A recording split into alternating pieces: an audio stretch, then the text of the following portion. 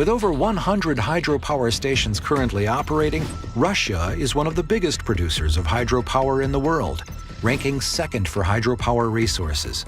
But this wasn't always the case. The country's hydropower industry halted during industry reforms in the 1990s, but regained momentum in 2004 when the government considered new ways to create economic growth by utilizing untapped resources. One of those underutilized regions is in the eastern part of Siberia. The Sаяно Шушенская project is located in the Siberian region of Russia. It's one of 3 large hydropower plants in the region. In the location of this project, there are some very large rivers. Therefore, it's quite convenient to build a dam at this location. И скальное основание хорошее, и геометрия хорошая, и все хорошо. The reason for building this dam was to supply the aluminium industry. 70% of the load on the eastern Siberian energy grid consists of 4 large aluminum smelters. Aluminum smelting is a chemical process of extracting aluminum from its oxide, alumina. Smelters tend to be located close to large power stations, since they utilize a lot of electricity. Any standard hydropower plant really composes of 4 main elements. You must have a dam to impound the water and hold the water back. 2, you must have a hydropower station. 3rd component is a substation or transmission line to interconnect the plant to the load or to the power grid. And the 4th, all the environmental considerations that come along with building one of the plants. The first unit went online in the late 70s. There's 10 turbines in the project.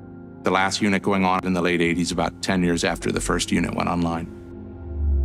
A Francis turbine, it runs very smooth at about 60% power up to about 100% power. Usually in the 90% power range is where it really runs very smooth. But there is a rough zone that occurs between about 40 to 60% power range. It vibrates a lot. Basically, a vortex forms under the turbine, and the vortex is violent enough that it is able to make the entire load bounce up and down. So for Francis turbines, we generally try to get through that rough zone and the vortex zone as fast as we can. The plant its rated condition is 6,400 megawatts. 6,000 megawatts is enough to power some small countries, medium-sized countries, actually. Power is the only commodity in the world that has to be in perfect balance. Supply and demand has to be matched almost perfect within a couple of seconds. In 2002, improvements were made to the quality of grid frequency control due to fluctuating smelter loads and to permit interconnection with other adjacent power grids. A sister project had a fire in the days before. And when the other project had the fire, they put more of a load, a regulating load on Sаяno Шушенская unit. During the night on August 16th, Sаяno Шушенская experienced large and rapid load swings. Unit 2 at the plant had been set as the lead unit. You have to go through the rough zone every time you start and stop a Francis turbine. In the rough zone, I've described it like being in a low-grade earthquake. That's how much the whole foundation will move. At the lower parts of the turbine, there's a pressure-containing part that bolts onto the concrete that's called the head cover. It's about roughly a 10-meter diameter circle in this case, holding back almost 200 meters of pressure. На крышке турбины есть такие болты, ну их шпильки называют. Значит, от вибрации они ослабевают. Не всегда это можно как бы невооруженным глазом увидеть, то есть появляются трещины. Just a few hours later, at 8:13 a.m., Unit 2 experienced a load rejection, which was followed immediately by a loud bang heard in the control building adjacent to the powerhouse. Unit 2 essentially ejected 1,900 tons of steel into the air, allowing a jet of water to shoot straight up through the roof of the power facility. Seconds after the geyser blew off the roof, another very loud bang was heard downstream from the powerhouse. The enormous weight destroyed the building itself and caused massive structural damage. Instantly, the water inundated the turbine hall, rushing in at a speed of 67,600 gallons per second.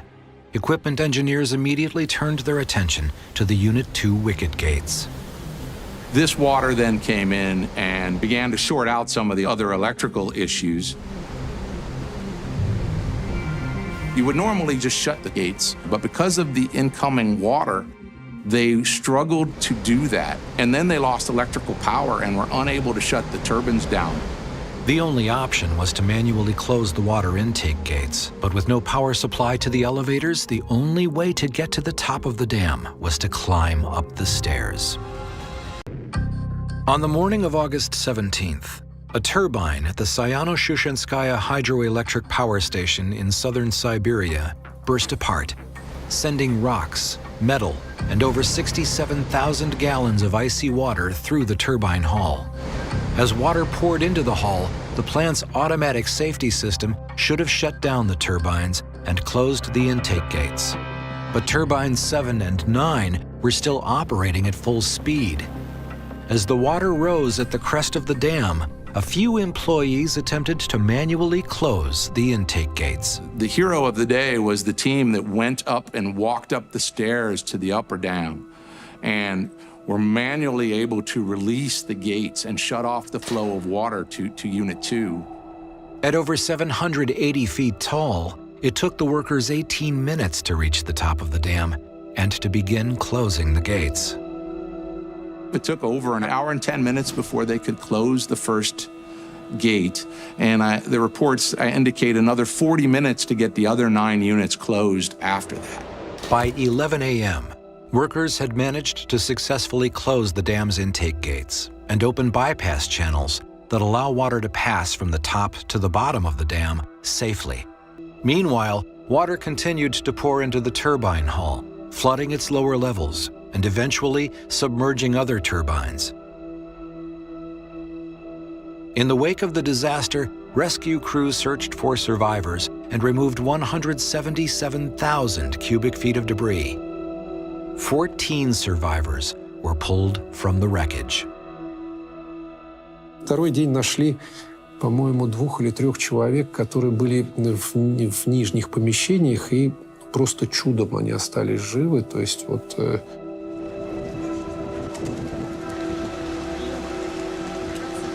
Действительно, такой очень болезненный момент для отечественной гидроэнергетики, таких крупных аварий. But tragically, 75 people, those trapped in the turbine hall and in the flooded rooms below, didn't make it out alive. Immediately after the accident, an investigation was launched. I've been in machines built in the 20s that have never been apart their entire lives. They've been running almost 100 years and keep running. Provided the turbines are properly lubricated, they run normally without too much problem. They are so reliable that they've begun to get taken for granted a little bit. The design life of the turbines were originally between 30 to 40 years typically. What we've seen is closer to 30 years on these machines. Since the turbine was installed in 1979, Turbine 2 suffered from vibrations. У него, понимаете, была повышенная вибрация. Она была изначально. Вот. И его старались использовать не так часто. Допуски не стали позволять его эксплуатировать, и он стоял как раз уже на замену.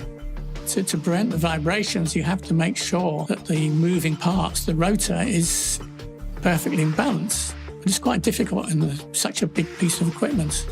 Well, one of the key variables is how many starts and stops and how many times they go through those rough zones over the course of their life. The way that the plant is being run is a contributing factor that will shorten the life. And the type of frequency control and regulation control that Sаяно Shushenskaya was doing and Unit 2 was doing definitely will shorten its life. It's a more intense, abusive operating regime. На самом деле это было опасно, так как показатели у него были не лучшие, и это констатировали все комиссии. Unit 2 was experiencing high levels of vibration, and it began increasing several months before the accident. And within 2 to 3 weeks before the accident, it kind of crossed a threshold that we would categorize as high-level vibration. They continued to operate the unit even after it had crossed this. Они 4 дня попробовали, то включат, то выключат. А когда включают эти агрегаты, то вот ты сидишь в соседнем здании, на стуле у тебя вот так трясет. The vibrations were 4 times the permitted level of vibrations. The fact that it vibrates is not the problem. Every rotating machine vibrates. But when it begins to change over time, that is one of the major telltale signs of something else going on. And it was actually documented that it was currently being investigated just before the failure. The increased vibrations from Unit 2 put high levels of stress on the 80 bolts that held the top cover in place. As the bolts weakened, they loosened and allowed the machine to vibrate even more, which in turn put the bolts under even more stress. This made the eventual failure inevitable. Laboratory tests of the debris from the accident suggested that many of the bolts from Unit 2 were heavily worn, and some had fatigue cracks. Although the condition of the head cover bolts certainly contributed to the failure of Unit 2, it wasn't the only cause of the accident. In the wake of the catastrophe at Sаяно Shushenskaya hydropower station, many hydro experts attributed the cause to weakened bolts in the turbine cover that had never been replaced. Others said high-frequency vibrations, too subtle to be registered by the plant's outdated monitoring system, contributed to the equipment's instability. On the day of the failure, there were 9 turbines running. Turbine 6 was shut down for maintenance, and turbine 2 was being used to take up the fluctuation in power demand. After the accident, the plant came under criticism, with some reports questioning whether commercial pressure had influenced the operation of the plant. One of the things that this failure highlighted is that the machinery itself and the hydropower piece should be considered as part of the safety, because the focus on the hydropower facility's safety has been on its dam. There is no design life to a dam. They're designed for infinite life. We inspect them, we take care of them, but the focus has been on the dam and less on the hydropower piece from a safety side. And as an industry, we began to look at a lot of those stationary parts. In general, we tended to focus our fatigue analysis on more the rotating parts and more the parts that you would think would fail. As a result of this failure, there was a really hard look around the world on looking at large bolts and large stationary bolts and inspecting them and doing ultrasonic inspections looking for signs of cracks. Много лет. Громадные триллионы рублей ушли на то, чтобы восстановить Саяно-Шушенскую плотину. 5 лет все болты крышек турбин менять. I do not foresee another failure like this happening, but it is possible, it's theoretically possible, if we learn the lessons of the past, and this should not happen.